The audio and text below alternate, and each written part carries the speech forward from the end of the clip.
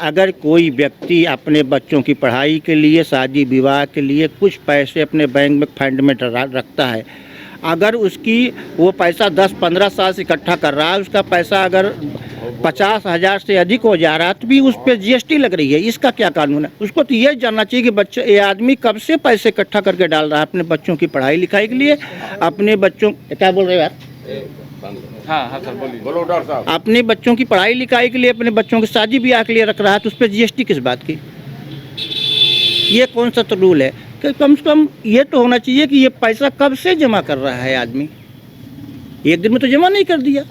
तो ये सब चीज़ों का ये अभी दूरदर्शिता रह नहीं गई है, ठीक है ना। किसानों का मुद्दा, मजदूरों का मुद्दा बहुत ख़राब है, इकोनॉमी बहुत ख़राब है। किसी के पास दवा लेने का पैसा नहीं है, किसी के पास भोजन के लिए व्यवस्था नहीं है, कुछ भी नहीं है। देश बहुत कंगाली के कगार में जा रहा है। कहते हैं कि देश की इकोनॉमी जब अच्छी नहीं है तो भर्ती कहाँ से आएगी? देश की इकोनॉमी ही अच्छी नहीं है तो भर्ती कहाँ से आएगी? भर्ती लेके तनख्वाह कहाँ से देंगे?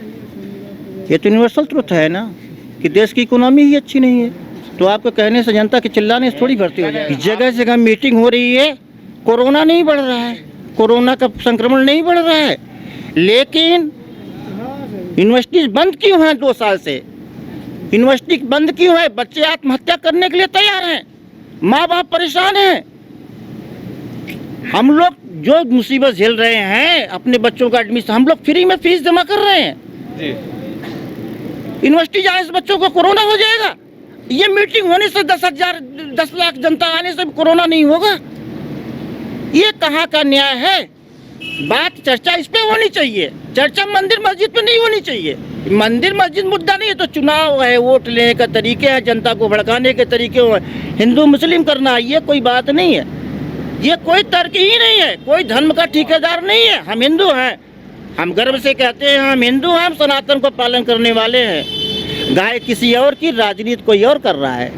मेरा लास्ट ईयर है, मेरे हिसाब से यह सरकार जो भी कर रही है खासकर युवा पीढ़ी को बर्बाद करके रख दिया है। यहाँ तक अगर आप देख सकें तो जिन्होंने भी अंकल जी ने बोला रोड सही है, वो रोड पे हमको खाना तो नहीं मिलेगा फिलहाल, सही है, लेकिन इनके बर्ताव से जो कुछ भी आए दिन हो रहा है वो जनता उसको खुश देख रही है। जी साहब, स्कॉलरशिप की बात कर रहे हैं, मैं भी 2 साल से मेरी स्कॉलरशिप सिर्फ 20,000 आई थी, जहाँ नियर पर मैंने 90,000 फीस जमा किया है, टोटल मिला कर 98,000 मैंने फीस दिया है, ठीक है। 98,000 फीस दिया, उसके बाद जो आप ऑनलाइन पढ़ा रहे हैं, आप दूसरे विपक्ष को क्या करते हैं, हमें सरकार से मतलब नहीं है, सरकार चाहे जिसकी हो, सरकार का कोई मतलब नहीं है, चलाएगा वो भी, योगी भी चलाएगा, मोदी भी चलाएगा, अखिलेश जी।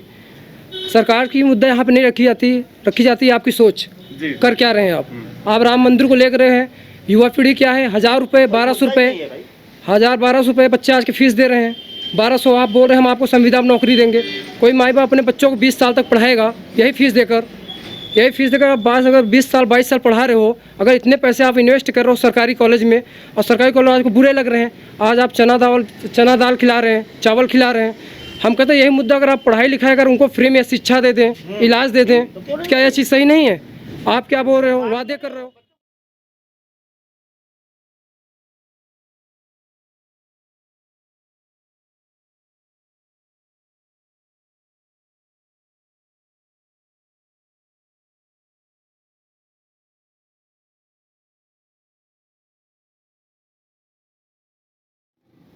प्रतीक्षा न्यूज के लिए मैं सुमन सौरभ। इस वक्त मैं चमनगंज बाजार में हूं, जो फूलपुर विधानसभा क्षेत्र का एक भाग है। और जैसा कि हमारे दर्शक और श्रोता देख रहे हैं कि विगत काफ़ी समय से मैं अलग अलग इलाके में जा रहा हूं, लोगों से 2022 इलेक्शन के क्या मूड है लोगों के बीच में, उसका कवरेज कर रहा हूं। तो यहाँ पर एक चाय की दुकान पर मैंने कुछ लोगों को देखा, तो मैं इनसे बात करने के लिए आ गया। तो ठीक है, मैं खुद ही आप लोगों से रूबरू बात करता हूं। हाँ भैया, आप अपना परिचय दीजिए। हमारा नाम बीरेंद्र प्रताप सिंह उर्फ ज्वाला सिंह, यहाँ के रहने वाले हैं। और जो है, रही बात चुनाव की बात, तो हम तो बाबा जी के पक्ष में चुनाव प्रदान करेंगे। उनके शासन से बहुत खुश हैं, ईमानदारी से काम भी हो रहा है और जो है उनका जो काम है बहुत सही है, उसमें कोई संकोच नहीं है।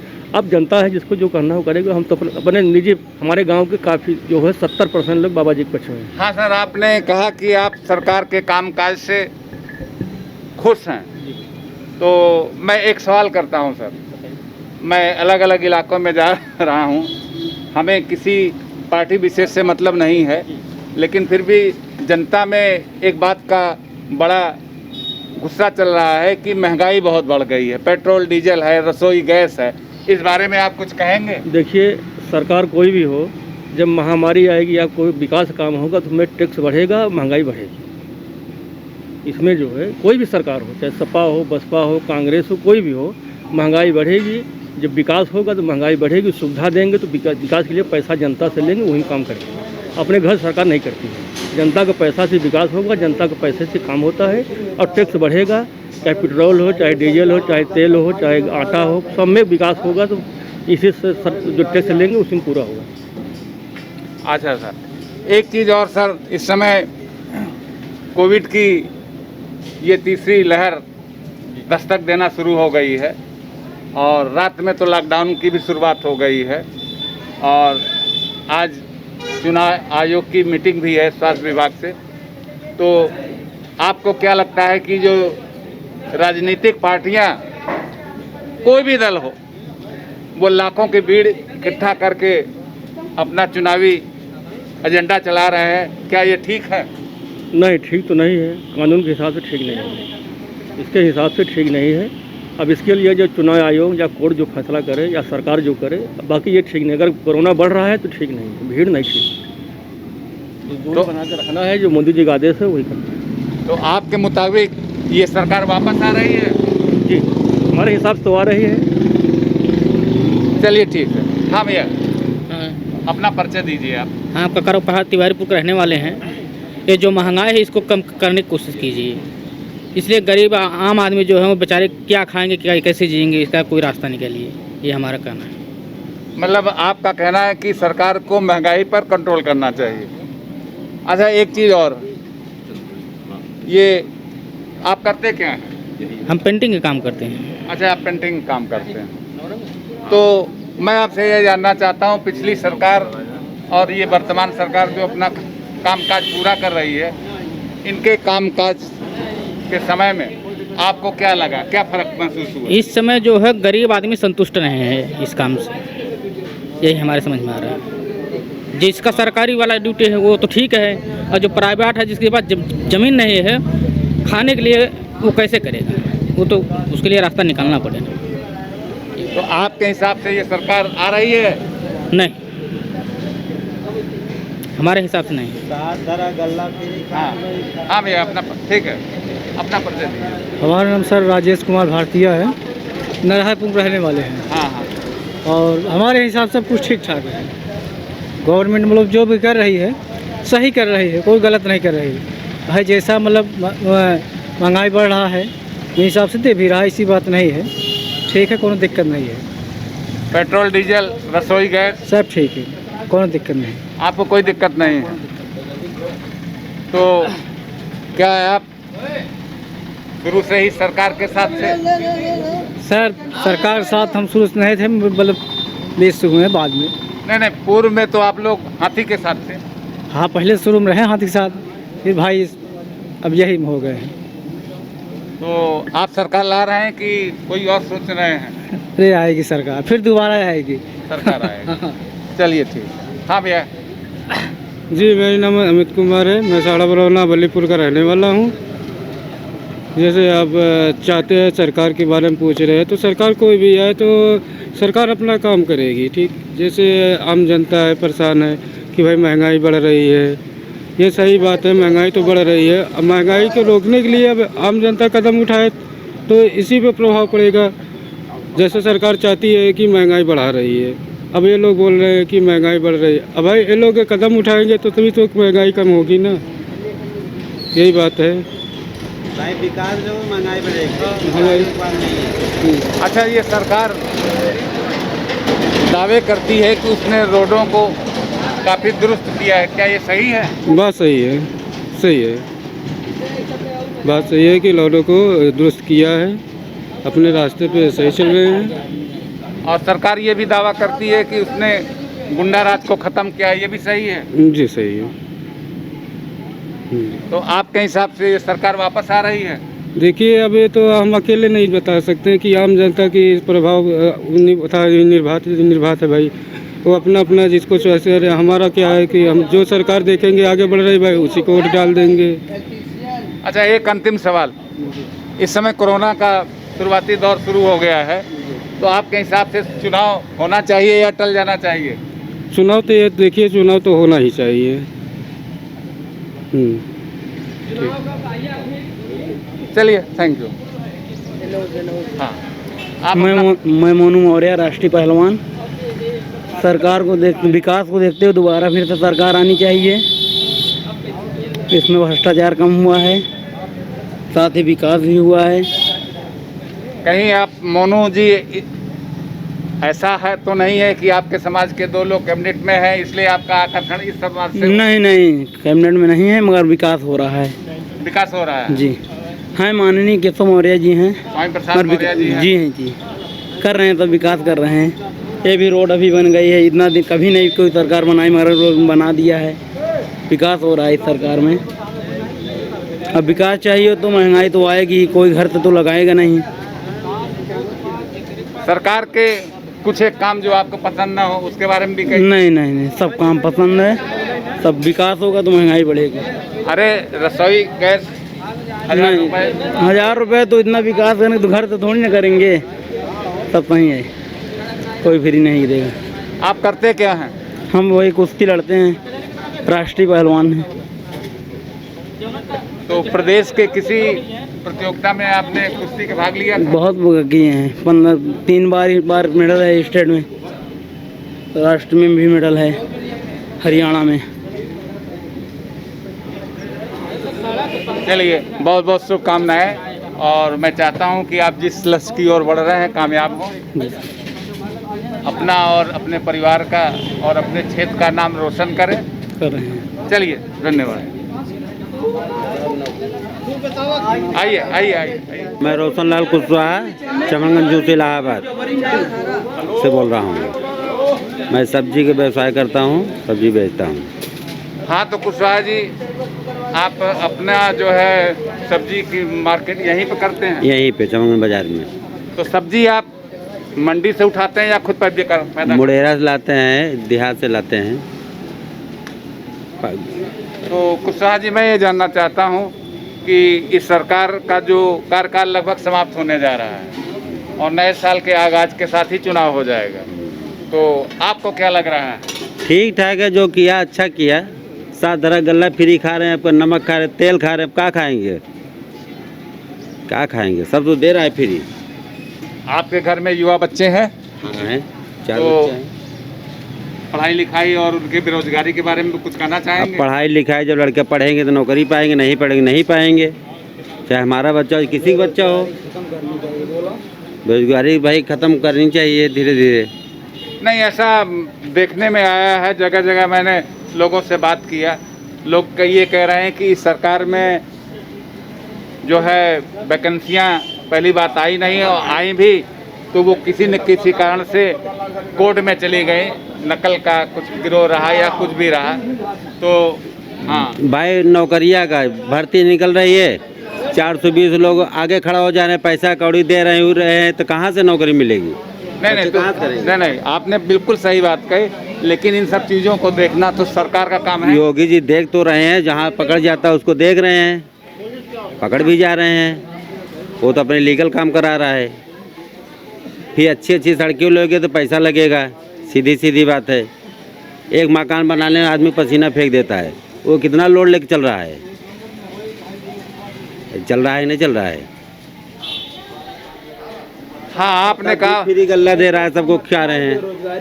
बेरोजगारी खत्म हो गई है, अब होगा पढ़े लिखे। अच्छा, एक चीज़ और नहीं, मैं जानना चाहूँ, आपके पास खेती वगैरह है? हाँ, खेती है। अच्छा, तो आप ये बताइए कि अभी किसानों का जो साल भर से ज़्यादा आंदोलन चला, 3 कृषि कानून रद्द हो गए, अब MSP पे मामला रुका हुआ है, कमेटी भी बनी है, तो आप किसानों के साथ हैं? भाई, तो किसानों के साथ रहेंगे। किसान है, किसान साथ रहेंगे, उद्योगपति साथ में तो नहीं जाएंगे। किसान के लड़के हैं तो किसान ही के साथ रहेंगे। चलिए ठीक। हाँ सर, पहले तो आप अपना परिचय दीजिए। हम प्रेमचंद यादव।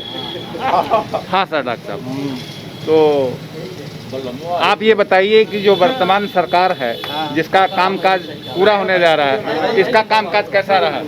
देखिए, कामकाज ज़मीनी जो सही होना चाहिए। बच्चों की स्कॉलरशिप पिछले कई सालों से नहीं मिल रही है। अगर किसी बच्चे को मिल भी रहा तो 1000-2000 दे करके उनको निपटा दिया जा रहा है, ठीक है ना। जी जी। और ये जो हराम का जो फोकट का ये गल्ला चारा बांटा जा रहा, इससे काम नहीं चलने वाला है, ठीक है ना। जी जी। इसे काम, व्यक्ति को आत्मनिर्भर की परिभाषा थोड़ी है कि किसी को गल्ला और नमक और आटा दो, ये कोई मतलब नहीं होती, भिखारियों का काम है। ऐसे देश आगे नहीं बढ़ेगा। देश बढ़ेगा, उनको आत्मनिर्भर बनाना है, उनको खुद का व्यवसाय दो, तब देश आगे बढ़ेगा।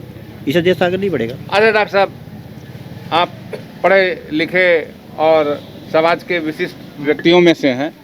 अभी मैंने एक आर्टिकल पढ़ा पिछली रात को ही कि दिसंबर माह में स्टेट बैंक का 70% शेयर अंबानी ले रहा है।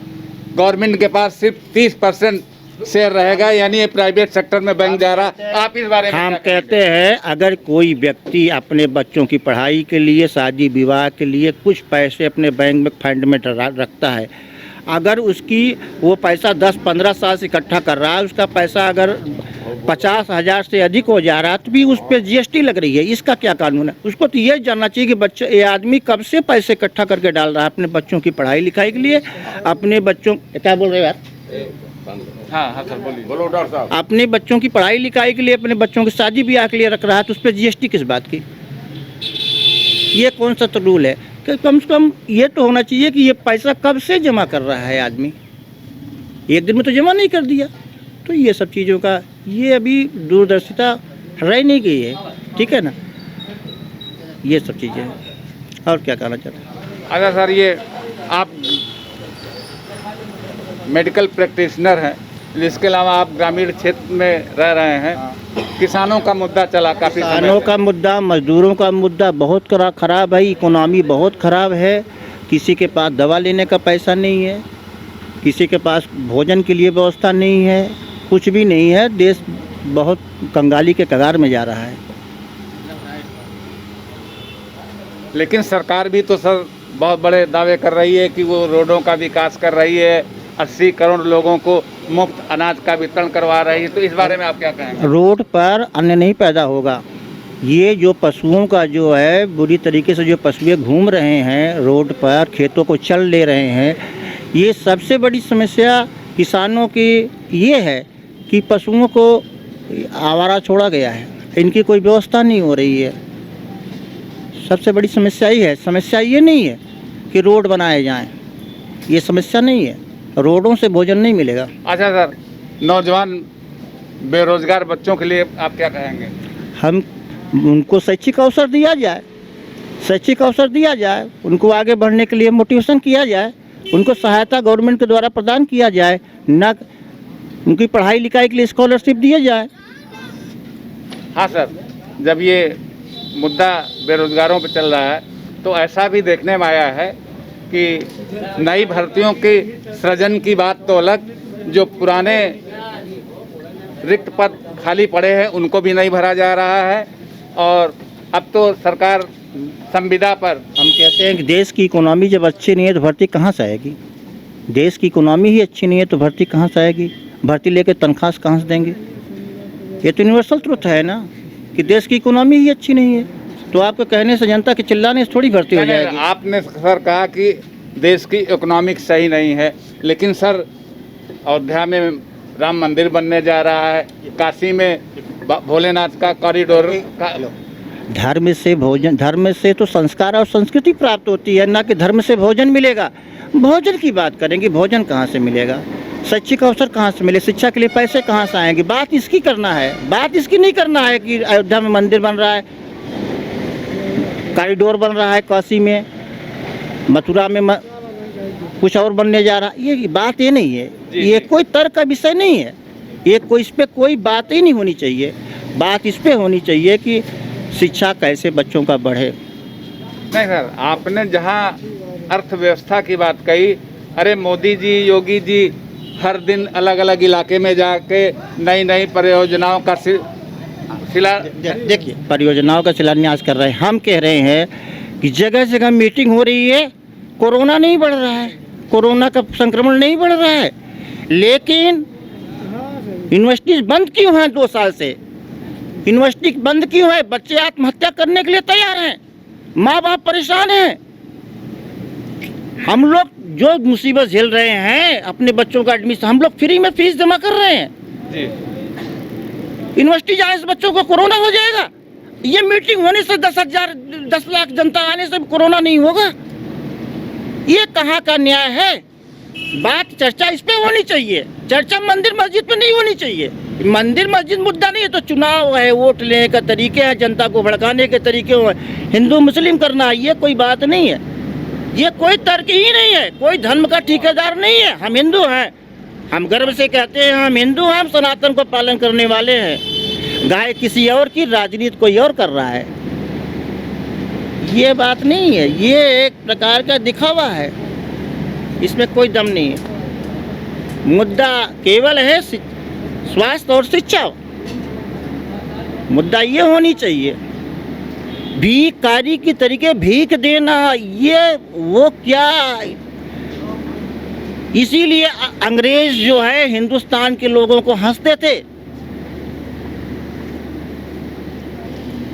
बहुत सारे समाज शास्त्रियों ने और राजनीतिक शास्त्रियों ने कहा था, ये एक शब्द जब हम पढ़ते रहे पॉलिटिकल में तो एक लाइन हमको याद आ गई कि अगर राजनीतिकारों ने कहा कि अगर अंग्रेज भारत में और दिन शासन किए होते तो भारत की कायाकल्प बदल जाती। इसका मतलब क्या होता है? इसका मतलब यही होता है जो आज हो रहा है। ये उतने सक्षम नहीं है जिनका हम विरोध करते हैं, शायद वो इससे अच्छे थे। हाँ सर, एक अंतिम सवाल। तो सर पर्सनल आपके नज़र से, आपके विचार से क्या ये सरकार वापस आ रही है? सरकार की हम तो भाजपा के आदमी ही हैं। तो हम भाजपा की बात करेंगे, हम तो भाजपा की बात करेंगे, हम तो भाजपा के आदमी ही हैं। चलिए ठीक सर, थैंक यू सर। हाँ, इनको दीजिए। सरकार बहुत निकम्मी है, जितना इसकी बुराई करे उतना ही कम है भैया। अपना परिचय दे दीजिए सर। होरीलाल यादव, होरीलाल यादव, गांव से निकाल न दे ही हमका, लेकिन सरकार बहुत निकम्मी है।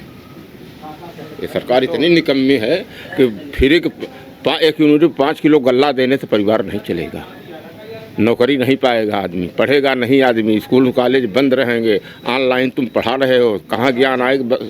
ये जनता और बर्बादी की ओर देश जा रहा है, देश और बर्बादी की तरह जा रहा है। बहुत निकम्मी सरकार है ये सरकार तो कभी नहीं आना चाहिए।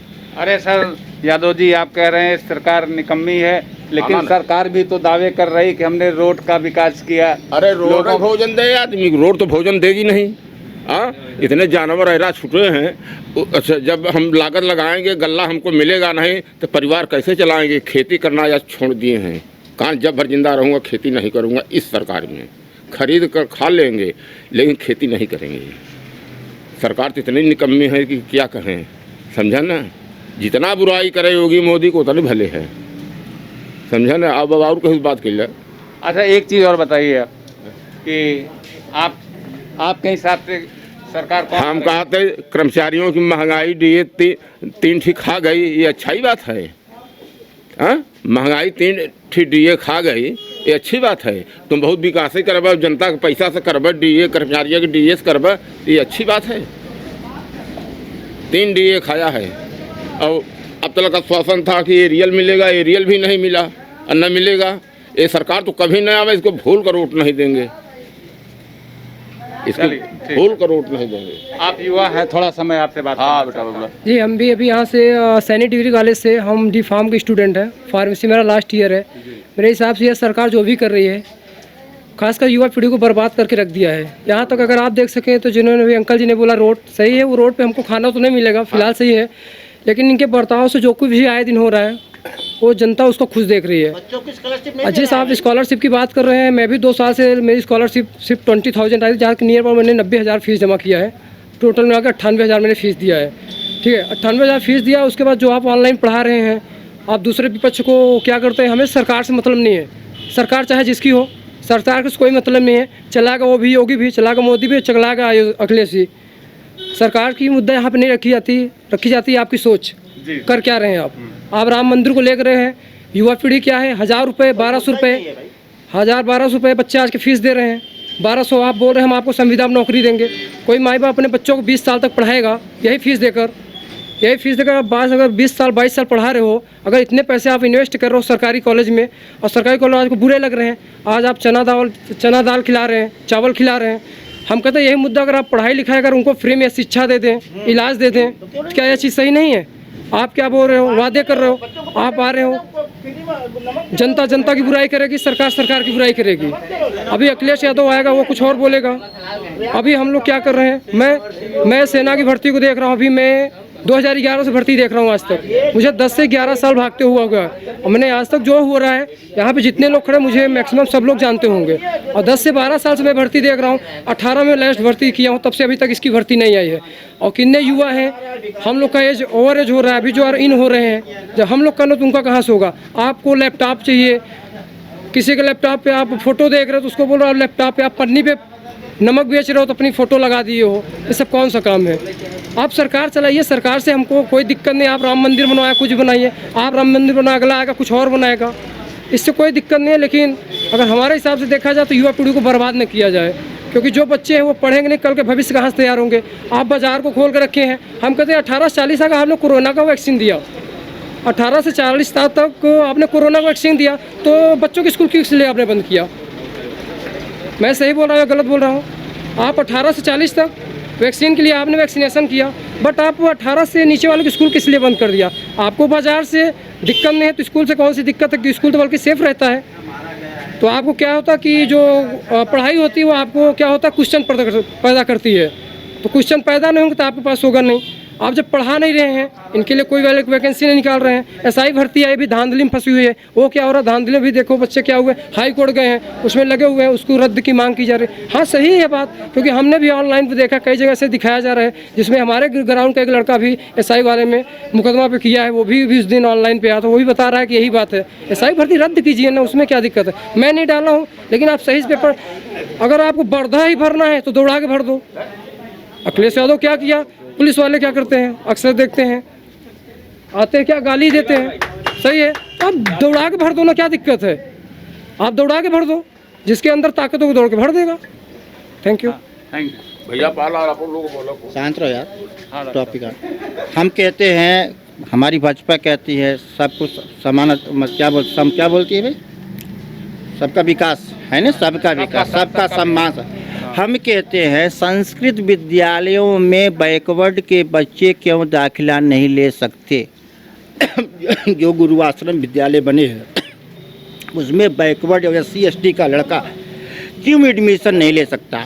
सरकार बताए, सरकार इस बात का उत्तर दे कि इनके बच्चे क्यों नहीं संस्कृत विद्यालयों में एडमिशन करा सकते हैं। सरकार इस बात का पहले जवाब दे।